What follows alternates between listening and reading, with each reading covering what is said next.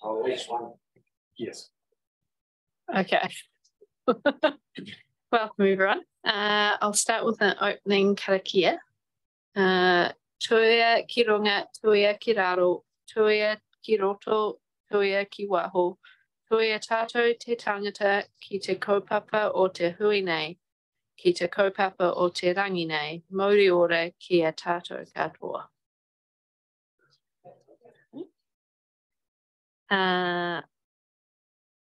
Start with apologies.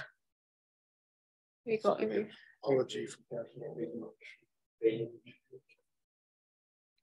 those. Do I have to move those? Move the apologies and leave of absence. So yeah,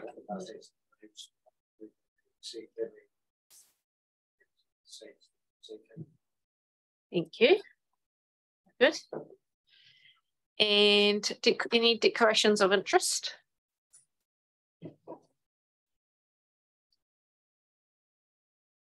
No, that's easy. We don't have any minutes from any previous meetings, so we don't need a confirmation of minutes. And we'll move straight to the report. So the first report is the appointment of a chairperson and a deputy chairperson. And my hope is that we can elect the chair and then they can take over from this point. So in terms of the report, I'm happy to leave that tabled. The only thing, sorry, so I'm certainly not going to read it through to you. The only things I'd observe is a joint committee of two councils is most unusual, and the Biosecurity Act doesn't provide any guidance on how that might work. So traditionally, Tasman and Nelson have produced the only joint pest management plans, and that's our proximity and community of interest. So it's up to the councillors to decide how they wish to elect their representation.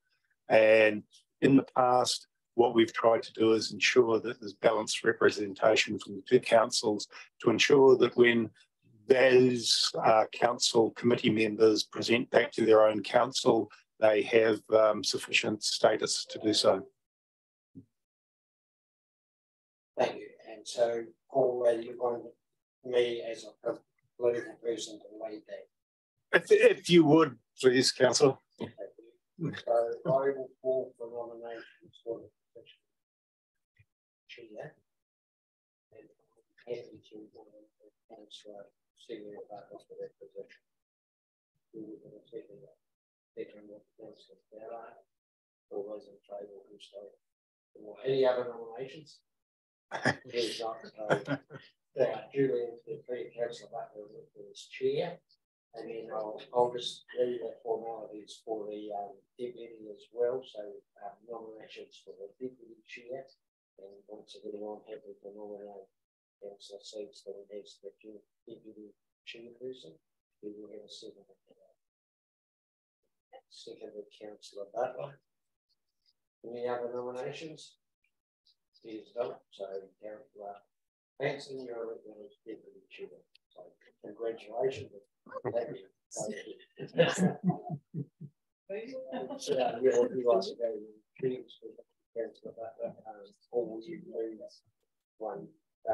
Yes, so clear the decks.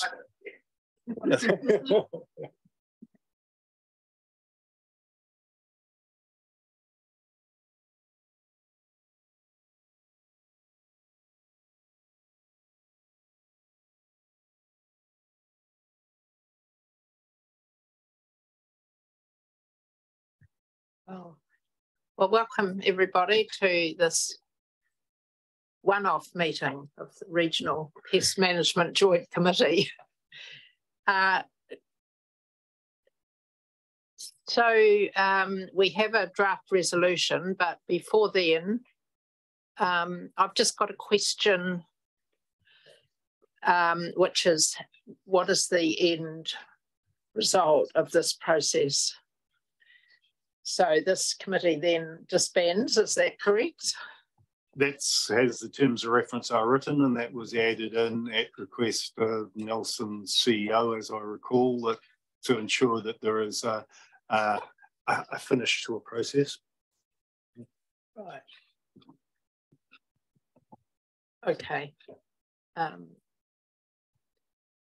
I just ask? Yes. I mean, my understanding from reading the agenda is that that finishes once we've been through the whole review. Is that right? That there's going to be consultation and hearings and a new updated plan adopted and then it disbands. So like That's in a correct. year or something. That's correct. And it will probably take at least a year to get through that process, particularly if we wind up in the unfortunate position of having an appeal or more.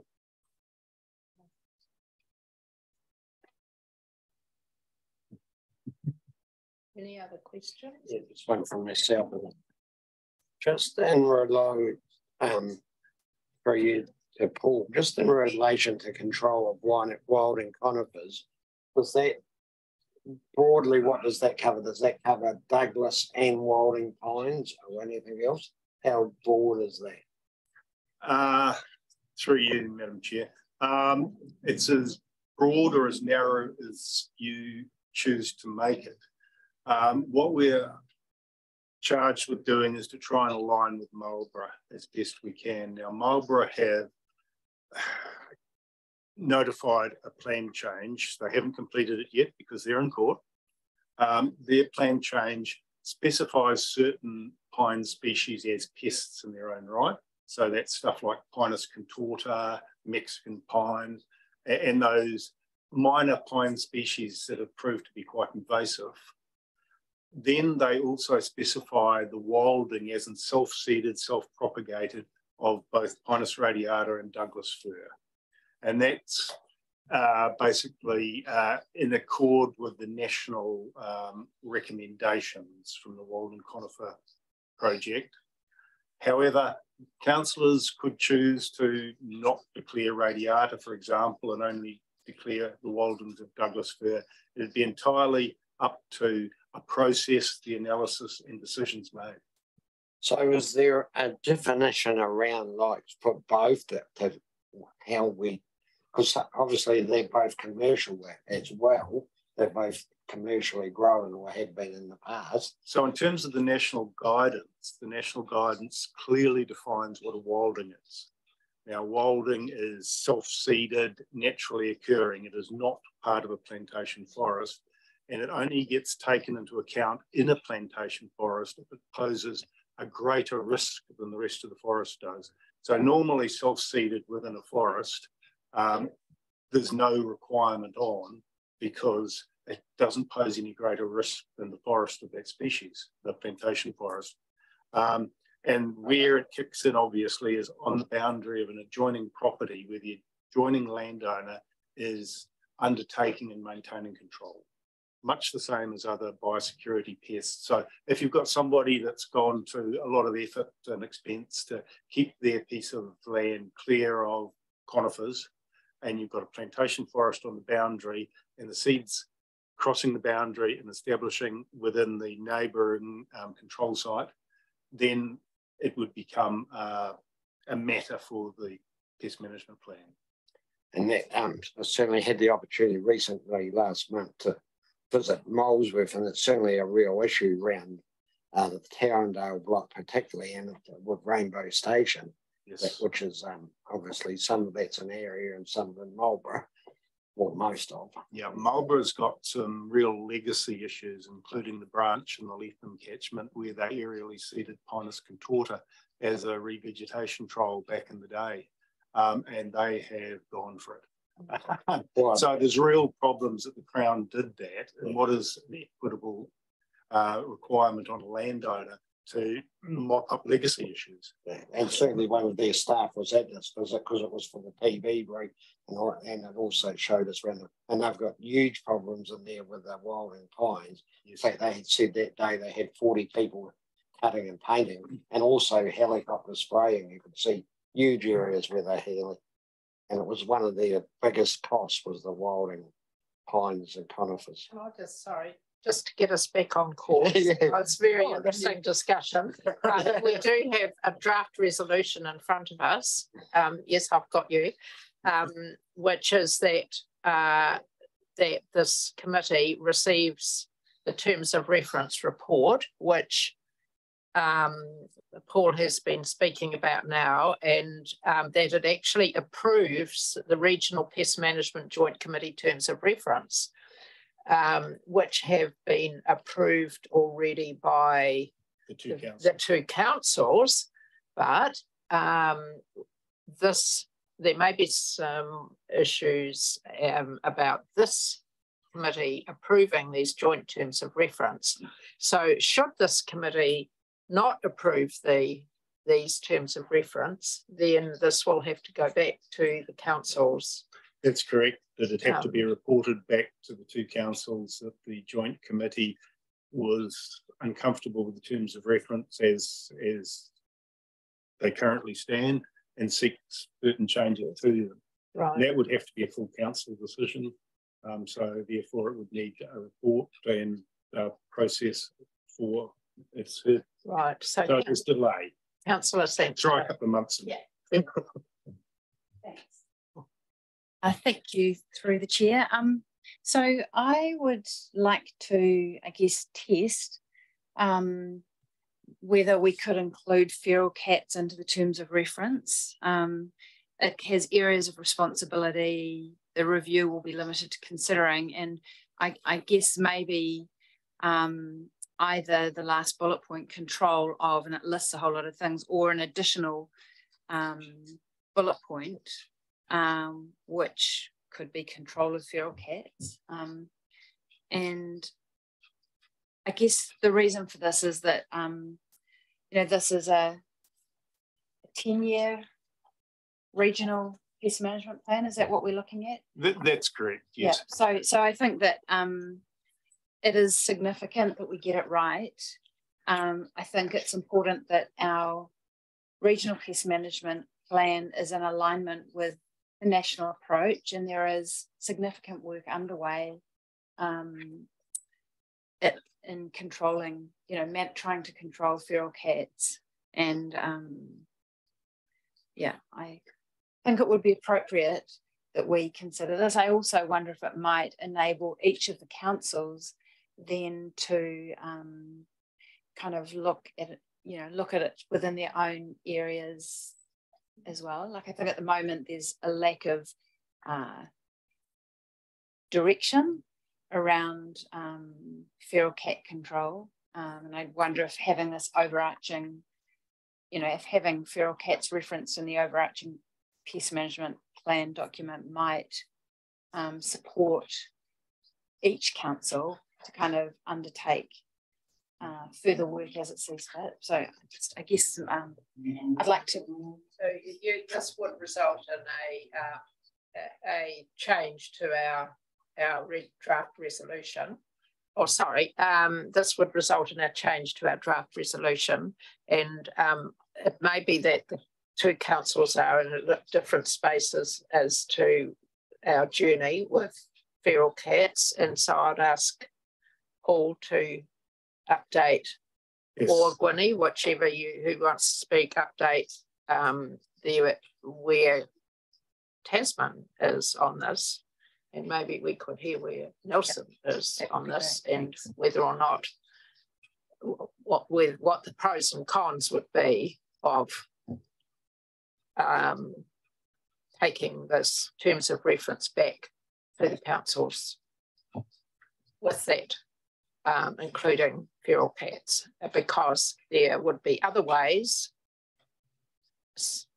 Could there be a separate policy, which is what actually did come to Tasman District Council, a separate proposal for a separate policy separate to this? So over to you, Paul. Thank you, Madam Chair. First of all, I need to observe that feral cats are actually in the Regional Pest Management Plan. They're there in terms of the site-led program for Waimea Inlet. So it's not a complete shift from what we've got, but I imagine what Councillor Sanson is referring to is probably a wider program outside the Waimea Inlet, which would require a change to the terms of reference and going back to the councils.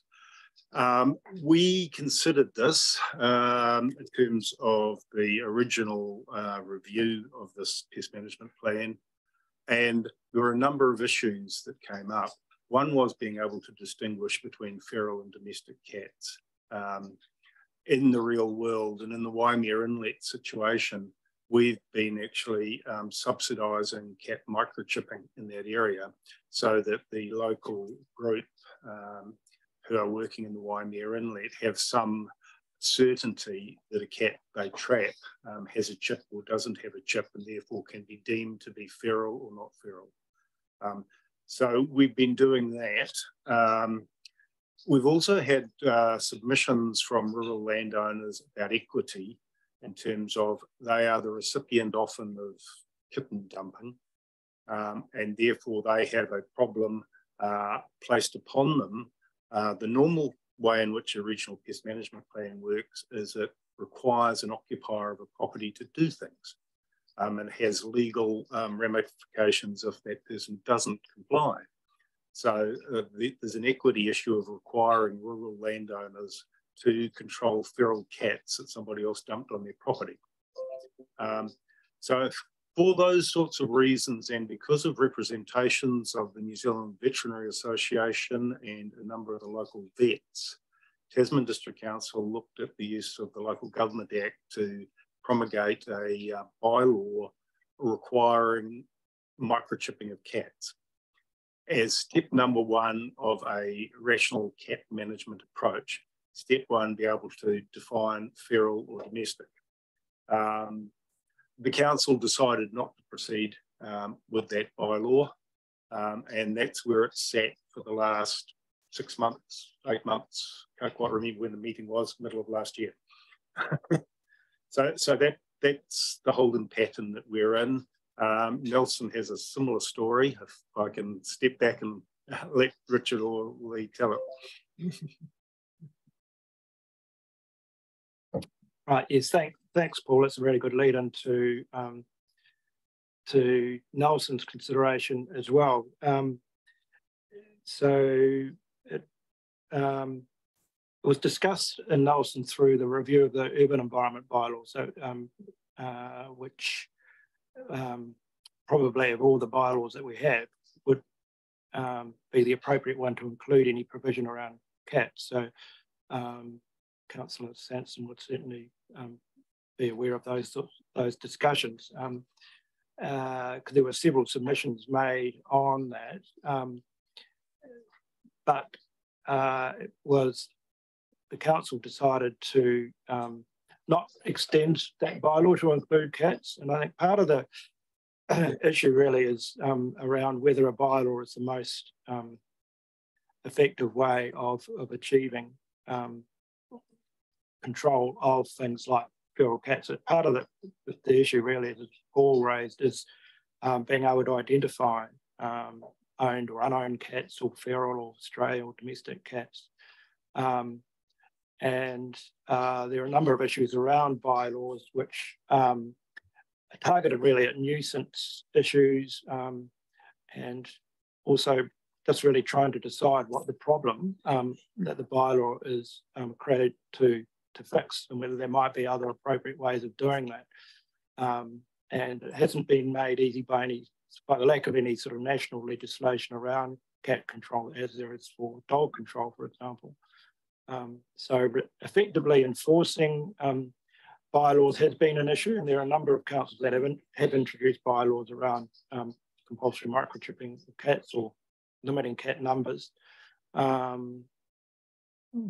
the issue around whether it's going to be able to be effectively enforced or not has been a bit of a challenge, and I don't think those councils have gone down that path enough to know whether, how effective they have actually been in achieving or addressing the problem that is meant to be raised through that bylaw approach.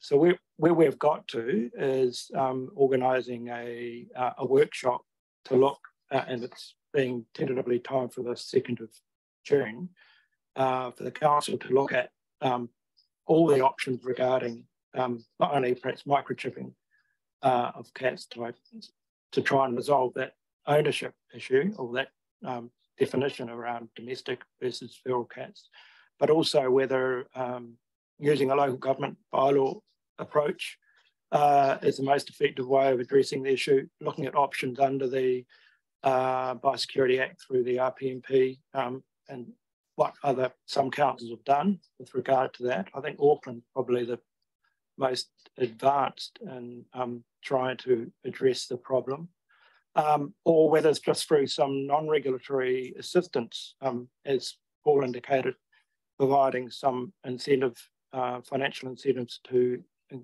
encourage people to microchip their cats, and working with the likes of the SPCA and vets in a non-regulatory approach might be just as effective as trying to introduce a bylaw or rules in the RPMP. So yeah, all those issues have yet to be discussed and addressed at the Nelson City Council level. Thank you. Thank you. Yes, Councillor Simpson. Thanks very much. So I heard that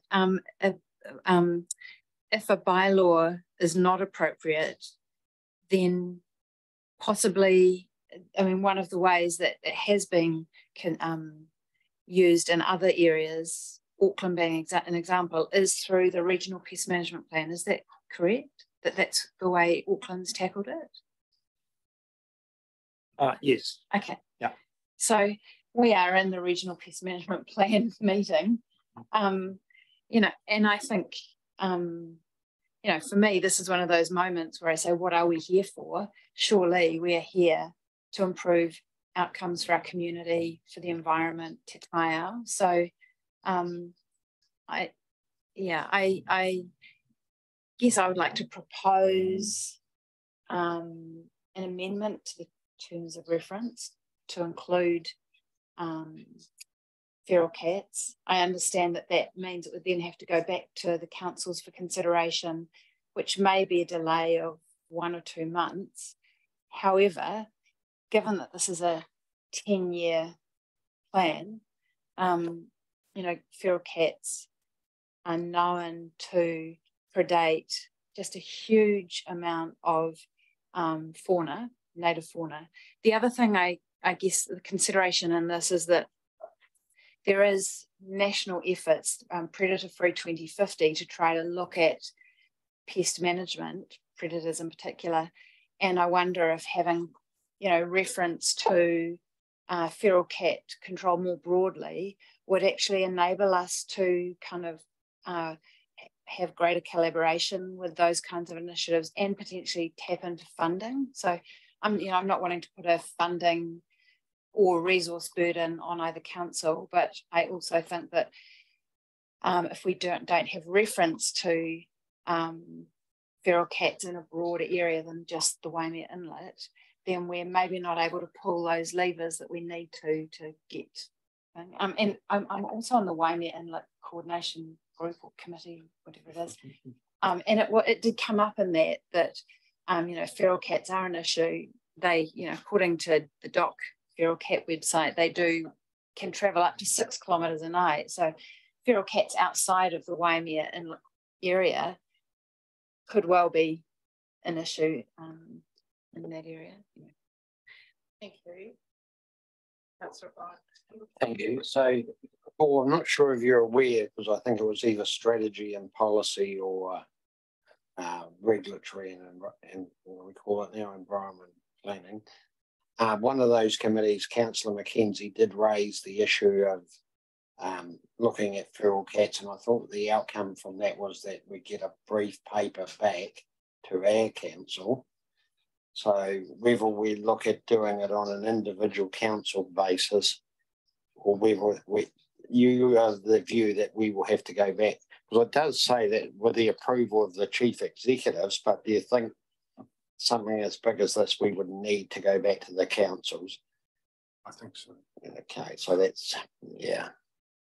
And for Councillor Sampson's view, although it's a 10-year document, it can be reviewed, and that was why it's for 10 years, and like this review we're doing now, that can happen again. So it's just which process we want to follow. And I have to say, we had considered in the last term, as you alluded to, Paul, and Councillor Fulton, former Councillor Fulton now, was very passionate about it, but didn't gain enough traction to get it to be other than what it is now, which is the Waimea Inlet. And we just didn't get it. And we did consider, if I recall correctly, the wider district at that time. We did indeed. And as I recall, the council decision on the submissions made was it wasn't a good fit with the pest management plan, given that we're also trying to manage domestic cats as well as feral cats, and because of the equity issues in terms of who would be required to control under a pest management plan, that it was probably better dealt with either through national legislation or through a bylaw approach. Now, you might recall the National Cat Management Strategy was also being prepared at that time, and that was local government New Zealand and the Veterinary Association and the SPCA and a number of other organisations who produced what I'd say is a very commendable document. Because it was so political at the time, what they said, without actually saying it, was every cat in New Zealand should be owned and cared for, which means there shouldn't be cats that aren't owned and aren't cared for. Right. If you look at the other side of that coin. So that went to local government New Zealand. Local government New Zealand resolved to promote legislation to central government. That was 5 years ago, and nothing's happened at the central government level. So that legislation's still there, though? Well, it hasn't been enacted. No, it hasn't been enacted. Central government haven't picked it up. Because I think what we're getting to is that the situation's changed. So that must have been nearly 5 years since we considered the peace plan. Yes. So I think we've moved on. So it's just, and I'm supportive one way or another of having a look at this, but whether we do it through each council's process or the this regional pest plan, in your view, which is the most efficient? My view is that what was proposed to council late last year in terms of proposing a bylaw requiring mandatory microchipping is going to be our most productive way forward at this point. Whether then it would lead into a pest management plan amendment.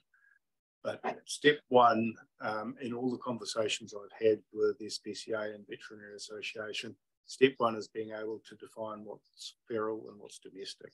And if you can actually do that in a robust way, even if by default, your cat's not microchipped, therefore it's deemed feral. Sorry. But there'd have to obviously be a phase, and I don't want to get into the detail of that. But for the bylaw process, that would need consideration by each council. Yeah, and that's a local government act situation, so it has absolutely nothing to do with terms of reference for this committee. The terms of reference wouldn't need to change for the Pest Management Joint Committee for a bylaw approach to be promulgated by one or other or both of the councils. Well, we're certainly looking at that through the process that Councillor Mackenzie's the documentation starting out on. The documentation all exists. It was presented to council. Council decided not to proceed with it. Councillor Mackenzie's probably keen to revisit that round their table and was supported to get a paper. So that made. Thank you. Yeah, I do support the proposed amendment. I see it as an invitation to both councils to consider the issue and whether they want to have it in this terms of reference or not. And perhaps it is timely to revisit it now. I'm not too sure to what degree the delay that would result is going to impact on our work, and I invite some comment guidance on that. Also, if I just see from the report also that previous recommendations of pests or measures and so on were excluded from the plan just because of lack of resourcing and so on. So that'd be another consideration. But it is a big issue, feral cats, and I guess all of this work is about protecting Indigenous flora and fauna. And in that regard, then feral cats are certainly on the radar. So I would like to hear the views of both councils to this proposed amendment. I'd be prepared to second the motion. Could I just speak? Thank you. Yes, Yeah. Just in terms of the delay, in my view, I don't think the delay is critical. But be aware that the domestic cat advocacy lobby are well organised and take no prisoners, and they will come out looking for us. Well, thank you for that. So just to try and identify the issues. So the issue is that this pest management plan, and I suppose this is a question, what obligations would this put upon landowners to control feral cats on their property? Should we go down this track of taking the terms of reference back to the councils with feral cats included? We would have to know what the we need, before we make that decision, we need to know what the implications are for landowners, and is this actually is it viable to ask landowners to remove the cats from their properties, or should the removal of feral cats be done in a different way, and should it be staged by requiring this identification of a feral cat from a domestic cat first? I mean, it is very political, isn't it, this thing about cats, and would we be holding up these amendments that we've already identified? Would we be holding that process up? Potentially, if you've got a well-organised resource lobby submitting against the changes to your plan, you could wind up for the Environment Court having that conversation, which could lead to significant delay. What we've always tried to do in the past is to basically come up with something that the community supports across the board, rather than winding up in a litigation type situation. Could I just address the rule construction that you referred to?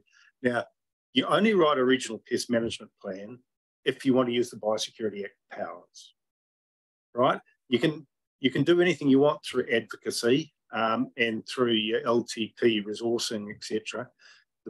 This plan is about accessing the powers of that act in order to make people do stuff. And if you don't actually need to make people to do stuff, you have to ask yourself, well, why would you put it in your pest management plan? However, to better address your question, you don't actually have to write a rule that you enforce against the landowner in normal situations. You could have it would only be enforced on the basis of a complaint and an inspection by biosecurity staff. And the main onus on landowners could be to provide access to a property in order for a third party to undertake feral cat control. So you could construct it along those lines. We obviously haven't sat down with all of the numbers and done the analysis and checked it off against the requirements of the legislation, but that's quite a real possibility. Right, thank you. So just to further the discussion, we've got stoats in here. We have in the other creatures that move is what I'm thinking of. Like, not terribly many. There are some birds, there are rooks, and there are magpies in Golden Bay. So we do have mobile fauna. But in terms of things like stoats, rats, only in site-led programs like Waimea Inlet. Right. I just turned the stones on the right. So my understanding that this committee and these terms of reference is simply going to be considering the control of the identified species. So it's not a predetermination today. We're looking at terms of reference for the review. So we are not going, it's not a decision today to tell landowners that they have to be controlling feral cats or anything like that. It is, and it may be, I get, it's quite, there is the likelihood through the review process that either staff might say it's not feasible, it's not equitable, or we might have such like, I guess, feedback submissions from the community that we go, it's not popular. But there is I guess, also the possibility that we might get a different view from the community as well, given that time has moved on quite a bit since 2019. And so I guess what I would like us to really be considering, that this is not a decision today to be controlling feral cats. It is simply signalling that we think that this is an area that's important. And I do see that under the Biosecurity Act 1993, it allows the control of feral cats as pests in a pest management plan. So we are not overreaching by doing this. No.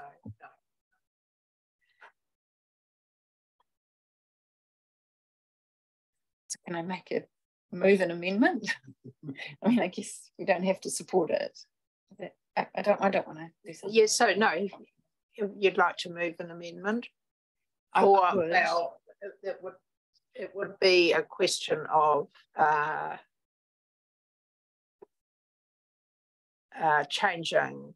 Well, you could guide me, Stuart. Yeah, I think what you'd have to do is some wording around feral cats and refer back to the full council's for sign off on that. Well, I'll speak to it after. So is that what you're thinking? Well, so maybe it could be something like, so bullet point 1, recommendation 1, no problem. Recommendation 2 could be something like approve, what we have there. Joint committee terms of reference, comma, in principle, with the inclusion of feral cats in the terms of reference. Control of feral cats. Control of feral cats, yeah. With the inclusion of control of feral cats. And then we need to have something around, it's got obviously refer. This will be referred back to full councils for approval. Yeah, something like that. To both full councils. Given that both full councils have already made decisions relating to cats, yes, I think it would need to go to the full council. Yeah. So really, the effect of this is this is testing this with the councils again. Yeah. But the report which would accompany this to the councils would also describe how the Biosecurity Act works and what the effect would be of actually putting this into the terms of reference. I know it's an unusual way to use terms of reference, actually. I did think that. But, so I suppose let's just say, what the effect would be downstream of it being feral cats being included in the management plan. What the possible, the possible ways would be for it to be included that would actually be manageable. So that's a report that would have to go to the councils when a consideration of the terms of reference come in front of them again. I'm not sure if it would need to be that at this stage. Like that would surely be part of the review process. Like this is really, I mean, like the terms of reference. I'm not sure if there has been consideration of how the control of, for example, wilding conifers might happen, or blue passion flower. I'm just thinking things that we might actually all have in our farms or gardens. Like I don't know if we're not there yet. This is simply identifying which are the species which we think are sufficiently concerning to consider for inclusion in this, And then the review process surely brings out the options and allows the community to look at that. And then that's my thought. But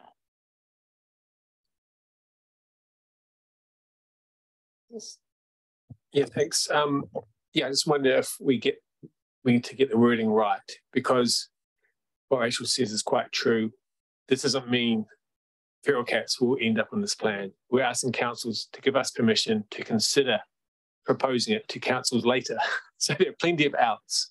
And I just wonder if we need to say inclusion of control of feral cats and refer to the specific part in the terms of reference under the areas of responsibility, or to be considered for including in the revised plan. Perhaps to be considered for inclusion in the revised plan. Just wanted to comment that there is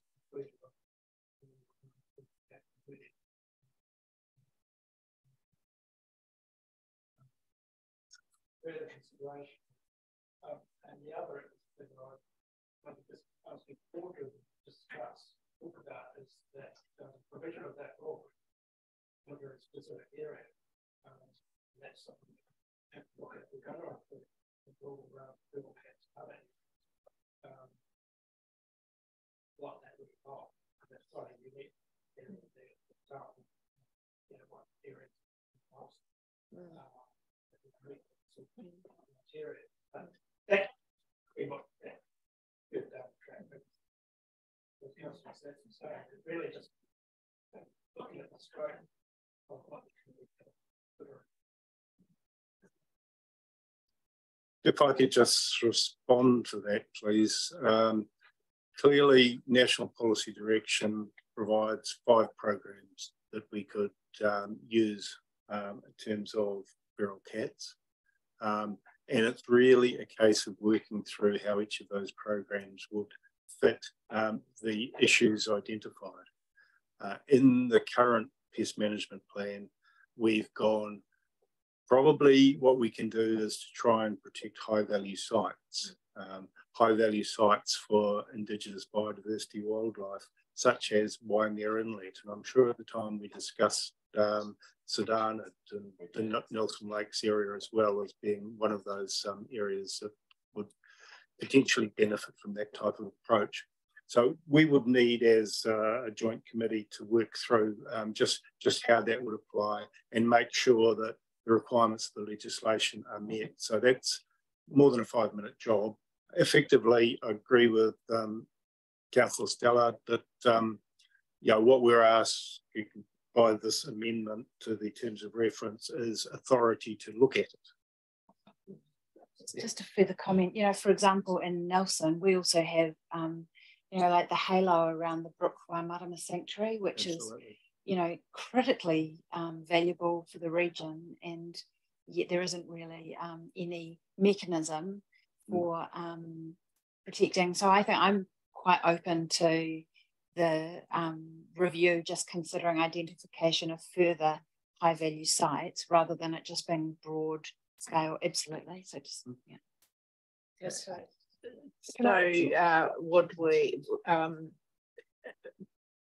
perhaps we need to reference that in our alteration up there and say that we would be considering extension of the increase additional. I have some suggested wording. Yes. Yeah. So in principle, with extension of the scope to include additional rules for the control of feral cats.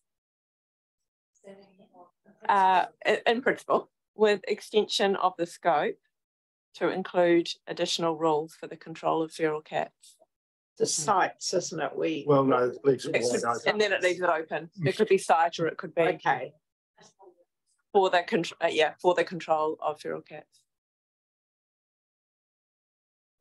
And then you don't need that stuff. Yeah. And I don't think, do you need to refer? I don't know, because it goes. It's right. The process requires a referral back, doesn't it? Yeah, I think that was just there for clarity, though, wasn't it? Yes.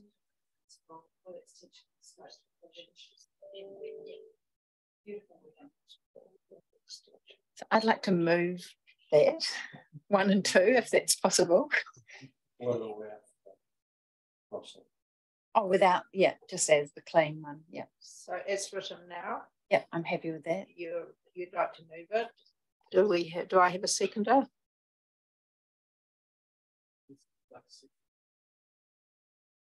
Just thinking.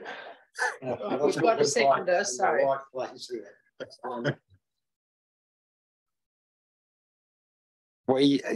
sounding like we are doing that. We've got to go back to the councils for that.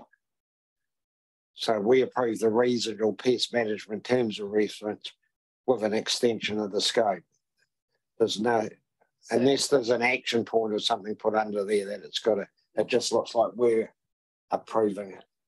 So we need to also have there that note. See the council. Yeah, no, this will be referred back to both councils for for approval. Yeah. Is that maybe do we have a governance advisor in the room? Or Brianne is GM is Paul, are you the GM? No. No, yeah, I wouldn't like go as far as calling myself a governance advisor. Knowledge with not fine. Just want to check that that wording is appropriate and correct. Is Elaine there, Brianne? Can you send her a message? I think it should be all right, but it wouldn't hurt for her to cast her eye over it. Just while we're waiting, I could perhaps, I guess what I'll just speak to that amendment. I guess my concern would be that the councils may overturn that. If we went down the bylaw path for each council, we know that we're going to do that. But we can test the water with this and see what they think. But there is a risk it could be lost. Yeah. And we can, and we've still got the thing that we're going to consider it for another forum, which you appears may not have at this stage. Yeah, I think the thing that's really relevant that I hadn't really thought about is that, you know, obviously the Waimea Inlet has been included in this, but Correct. we also had discussion about Nelson Lakes or other high value areas. And I mean, we certainly have some high value areas. There's all the tracking group areas as well, where they're undertaking control and they're frustrated by cat predation. Yeah. Wakapuaka Māori, which is receiving significant investment into habitat restoration. So yeah, there are areas I think probably in both. And I think this doesn't preclude us going down the LGA bylaw. They're complementary. Either. So in fact, you could do both. Yeah. Because the proposed bylaw was just to do the chipping. Yep, to identify feral or domestic. It's complementary. Oh, okay. Can you see that? Oh, no, you better ask. Sorry, I'm stepping into the roller chair. You better ask Elaine if she can see that. Elaine, welcome. Hello. Thank you. Hi, Can you hear me? Yes. Yes. Yeah. Okay. So we are wanting to change our terms of reference and take them back to the two councils again. Right. But we want to recommend that something new for inclusion. So could you just cast your eye over? Yep. Yep. Particularly recommendation 3. Yeah. Sorry.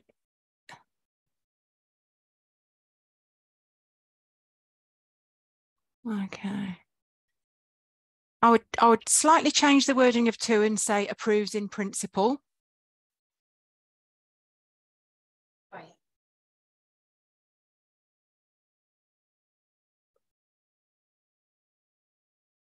yeah. And principle is PLE at the end.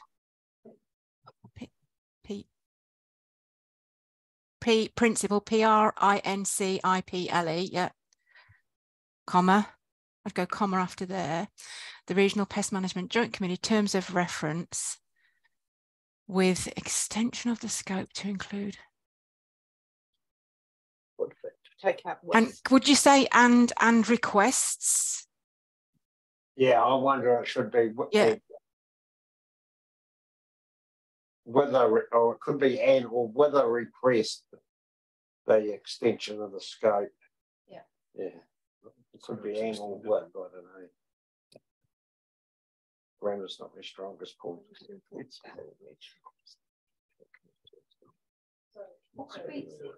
Is it not our ability to, like by doing this, we are making the request, so can we not just say with extension, like how it was proposed by the officer?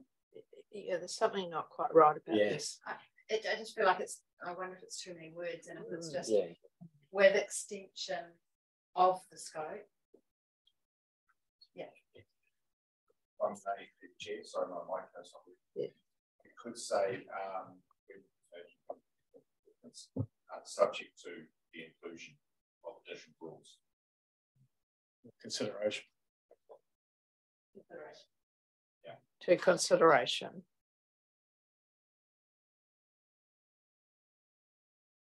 Take out with.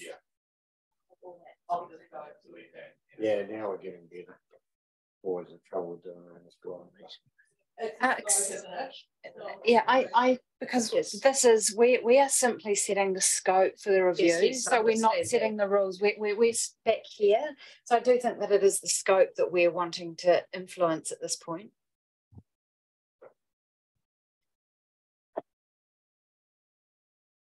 So, Elaine, this goes just sorry, Elaine, just to emphasise that this goes back to the two councils for them to approve the terms of reference. I don't know if she can hear me. Are you there, Elaine?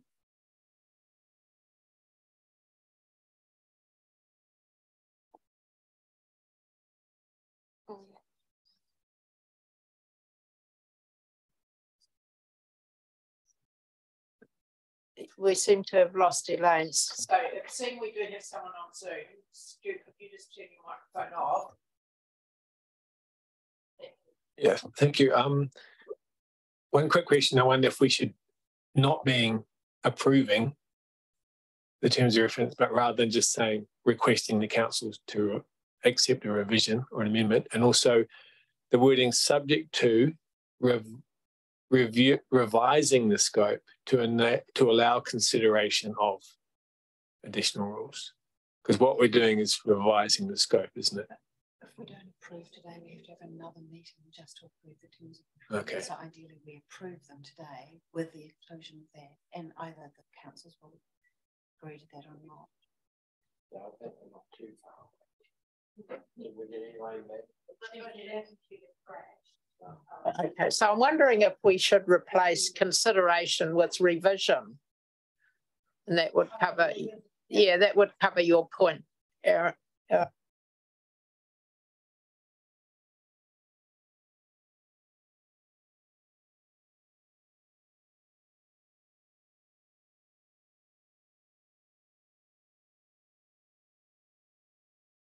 And then the scope to enable the consideration of additional rules, because they might not go in.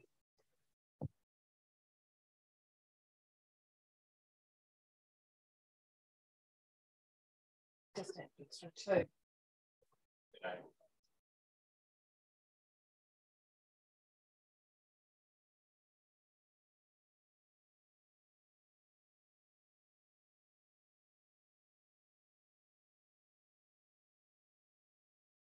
Comfortable. Yeah, and notes that the amended terms of reference.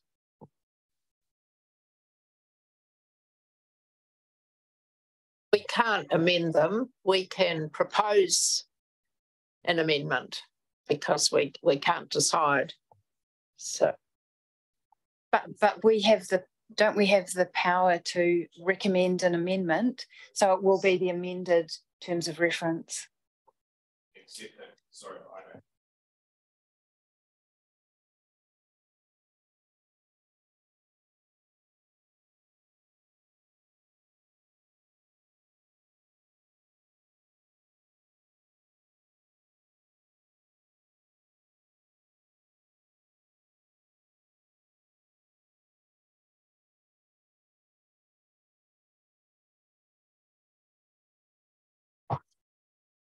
I don't know in the scheme of things if it's particularly material. But... So I'm comfortable with that and I'm happy to move that.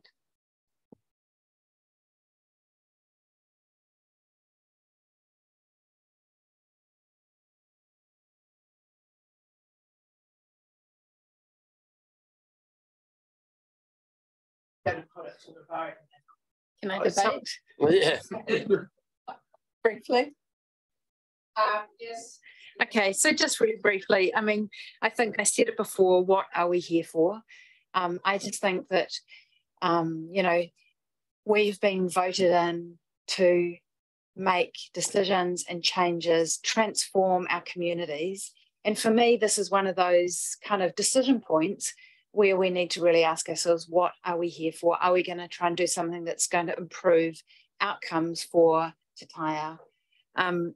I know that there is often talk about waiting for central government or that this is the responsibility of central government, but we're also fans of localisation. You know, we want to retain control of, you know, assets and what happens in our regions. And I think we cannot always wait for central government. They move far slower than us. So I really encourage us to support this this recommendation, and for us to give our own communities the opportunity to say whether they would like to see this kind of control of pests happening or not. We have the opportunity to really listen to that, and if we hear resoundingly that they don't support it, then, you know, c'est la vie, but at least it gives us the opportunity for our joint communities to tell us what they think about feral cats and everything else that's in the proposed revision. Thanks.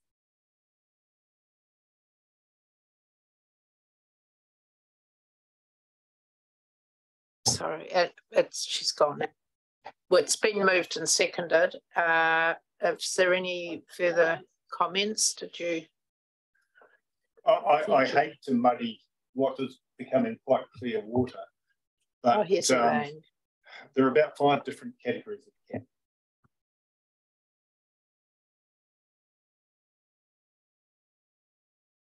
So I can't remember all 5 of them, but there are colony cats also, and there are cats that sort of spend some time being feral and sometimes being domestic. Do we want to constrain this to feral cats? I think we probably do, but I'm asking the question. I'm just going to interrupt there and go back to Elaine. Oh, hello. Hello, Elaine. Sorry, we lost you. Yes, apologies for that. No, that's no problem at all. So while you were away, we did some more crafting of the resolution. How do you think that looks? Approves in principle the Regional Pest Management Joint Committee terms of reference subject to revision of the scope to enable the consideration of additional rules for the control of feral cats, and notes that the proposed revised will be referred back. So will the terms of reference be coming back to the committee before it goes to council, or? I don't think that's the intention, is it? No, it doesn't have to. No, it doesn't have to. So are you actually referring it back? So should it be refers? The proposed revised terms of reference?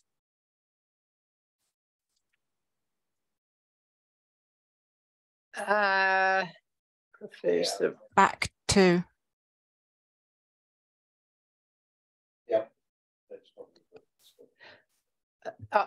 Yeah, I've got another change too. I'm just we don't actually have a revised terms of No, reference. so as such, have you got to request staff to draft some proposed? Yes. Yes. Yes. Yes. So I think 3 should probably be requests staff draft. So make that, yeah. Draft revised terms of reference.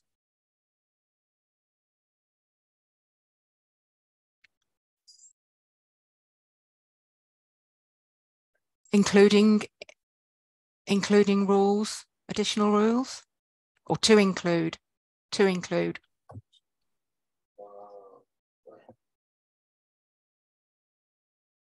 No. The only consideration that the right. Okay. Be added to the scope of their consideration. Okay. So Staff draft to revise terms. So you to include to include feral cats in the scope.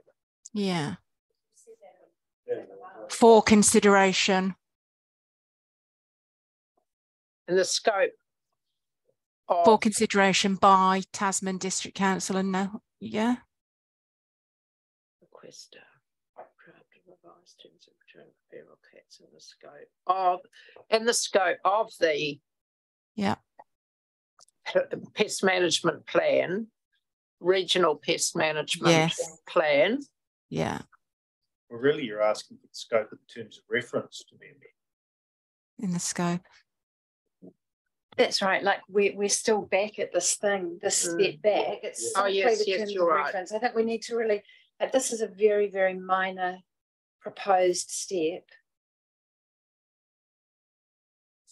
I think that's it. I think that's it now. Request staff draft revised terms of reference to include feral cats in this. Can I make a suggestion? Sorry, Elaine. I'll let you finish with your wording. It's about the term feral cats, and I'll speak to that in a moment. But Elaine, I'll wait for you to finish. Yeah. Where you're at. Request staff draft revised terms of reference. Do we need a 4? I'm just checking whether we need a 4 or whether we've covered it for consideration by Tasman District Council and Nelson City Council for approval. I think we've sort of covered it there, haven't we? Is everybody clear? Is everybody clear that staff will go away and draft revised terms of reference, and they will then be presented to both councils? That's what's happening? Yes. And I guess that we have already approved. Yeah, thank you. In point 3, can we simply refer to point 2? Can we say revised terms of reference according to point 2? And if not, if we keep that wording, would it help just have a comma after scope? Yeah, comma there would be good. Yeah. I don't think referring back is a good thing.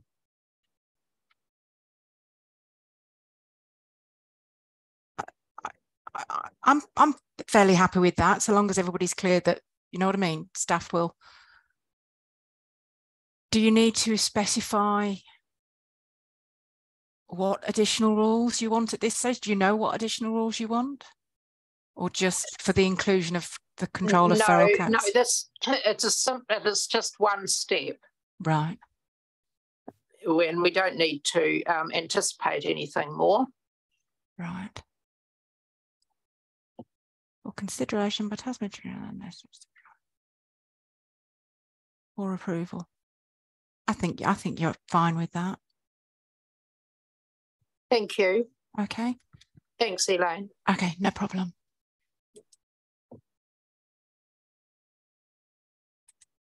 Yes. Hi, and for those who I haven't introduced myself, I'm Lee Marshall from Nelson City Council. I'm Gwynny's equivalent there, team leader for biodiversity and biosecurity. The feral cats, I was just having a quick look to see what the other councils that do actually have RPMP rules in their plans for and how they refer to cats. And Auckland talks about unowned cats. Wellington talks about great pest cats. And the reason I've chosen those terms is exactly the point that Paul picked up before, that cats can come from lots of different places. And you might be limiting yourselves in the consideration if you're only thinking about ferals. So it might be the appropriate word, maybe pest cats, and then it covers all options. I'm happy to change feral to pest. I think that's a really great suggestion. Thanks. Yes, I understand that the word feral is probably something we need to move away from. Yeah.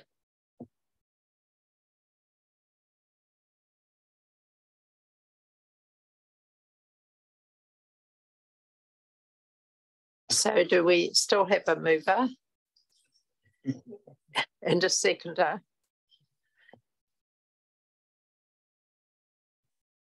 All those in favour? Aye. Aye. Aye. Carried. Yeah. Yeah.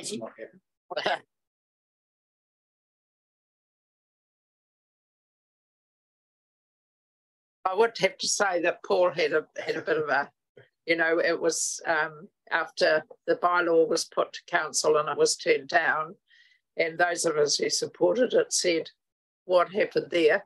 But I think, there were people had their valid reasons to vote against it. So that we have listed this before, but so.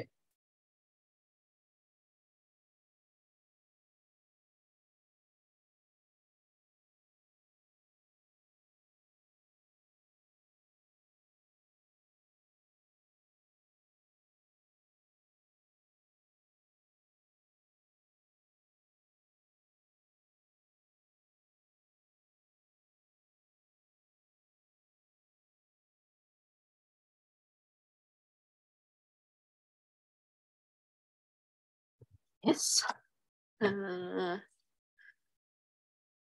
Kia hora te merino, kia whakapapa pounamu te moana, aroha atu, aroha mai, tēnā tātou, tēnā tātou, tēnā tātou katoa.